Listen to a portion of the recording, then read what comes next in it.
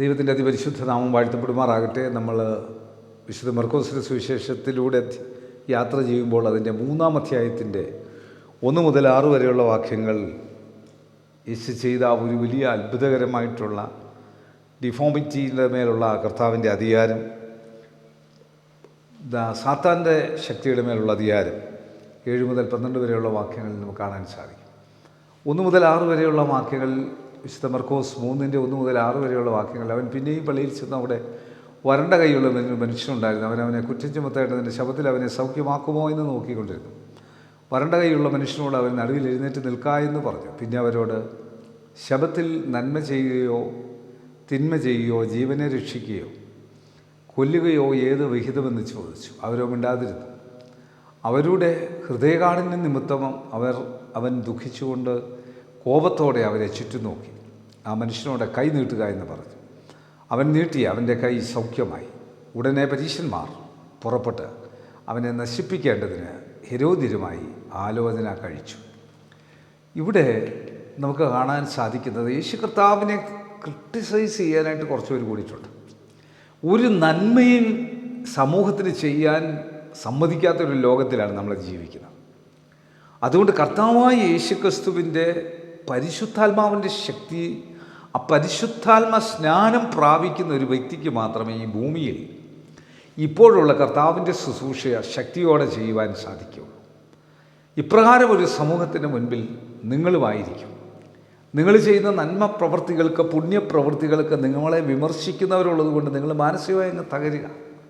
എന്നാൽ അതിന്മേലുള്ള അധികാരം കർത്താവിനുണ്ട് എന്ന് മനസ്സിലാക്കാനായിട്ട് ആ 7 മുതലുള്ള വാക്യങ്ങൾ നമ്മൾ വായിക്കുമ്പോൾ നമുക്ക് മനസ്സിലാക്കാൻ സാധിക്കും. ആ 7 മുതൽ 12 വരെയുള്ള വാക്യങ്ങൾ കർത്താവായ യേശു ക്രിസ്തുവിൻ്റെ ശുശ്രൂഷയുടെ യേശു ശിഷ്യന്മാരുമായി കടൽക്കരയ്ക്ക് വാങ്ങിപ്പോയി. ഗലീലയിൽ നിന്ന് വലിയൊരു പുരുഷാരം അവനെ അനുഗമിച്ചു. യഹൂദിയയിൽ നിന്നും യെരൂശലേമിൽ നിന്നും ഏദോമിൽ നിന്നും യോർദാനക്കരയിൽ നിന്നും ഇസ്രായേലിൻ്റെയും സീദോൻ്റെയും ചുറ്റുപാടുകളിൽ നിന്നും വലിയൊരു കൂട്ടം അവൻ ചെയ്തതൊക്കെയും കേട്ടിട്ട് അവൻ്റെ അടുക്കൽ വന്നു. പുരുഷാരം തന്നെ ഞെരുക്കാതിരിക്കേണ്ടതിന് അവരുടെ നിമിത്തം ഒരു ചെറുപടക തനിക്ക് ഒതുക്കി നിർത്തുവാൻ അവൻ ശിഷ്യന്മാരോട് പറഞ്ഞു. അവൻ അനേകരെ സൗഖ്യമാക്കുകയാൽ ബാധകളുള്ളവരൊക്കെയും അവനെ തൊടേണ്ടതിന് തിക്കിത്തിരക്കി വന്നു. അശുദ്ധാത്മാക്കളും അവനെ കാണുമ്പോൾ ഒക്കെയും അവൻ്റെ മുമ്പിൽ വീണു.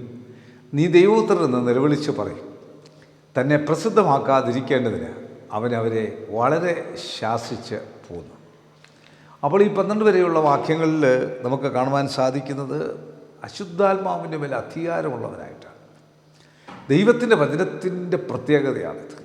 ദൈവത്തിൻ്റെ വചനത്തിൻ്റെ പ്രത്യേകത നമുക്ക് മനസ്സിലാക്കുമ്പോൾ, ഇന്ന് കേരളത്തിൽ നടന്ന തിരഞ്ഞെടുപ്പിൽ കർത്താവിൻ്റെ വചനം ശക്തമായി പറയുന്ന ഒരു ലീഡറായിരുന്നു ബഹുമാനമുള്ള VD സതീശൻ, നമ്മളുടെ പ്രതിപക്ഷ നേതാവ്. അദ്ദേഹം ദൈവവചനം പറയുമ്പോൾ അദ്ദേഹത്തോട് ഞാൻ പേഴ്സണലായിട്ട് പറഞ്ഞിട്ടുണ്ട്, ദൈവം അനുഗ്രഹിക്കുന്നതാണിത്. അപ്പോൾ ദൈവം അനുഗ്രഹിക്കുന്നതാണ്. ദൈവവചനത്തിൻ്റെ അടിസ്ഥാനത്തിലാണ് ഈ ബലം നമ്മൾ കേട്ടത്.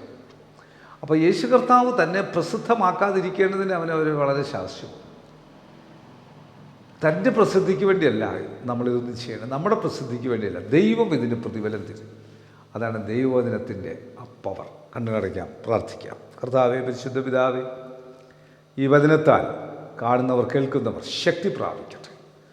അവിടെ മാനസിക തകർച്ചയിലും പ്രയാസത്തിലും രോഗത്തിലും ദുഃഖത്തിലും പൈശാചിക ബന്ധനത്തിലും കിടക്കുന്ന കുടുംബങ്ങൾക്ക് ഈ വചനം വലിയൊരു ശക്തിയും ആവേശവും അനുഗ്രഹമാക്കി തീർക്കട്ടെ. യേശുവേ നന്ദി, യേശുവേ സ്തോത്രം, യേശുവേ ആരാധന, യേശുവേ മഹത്വം. യേശു മൂലം പ്രാർത്ഥന കേൾക്കണം നല്ല പിതാവേ, ആമേൻ. God bless you.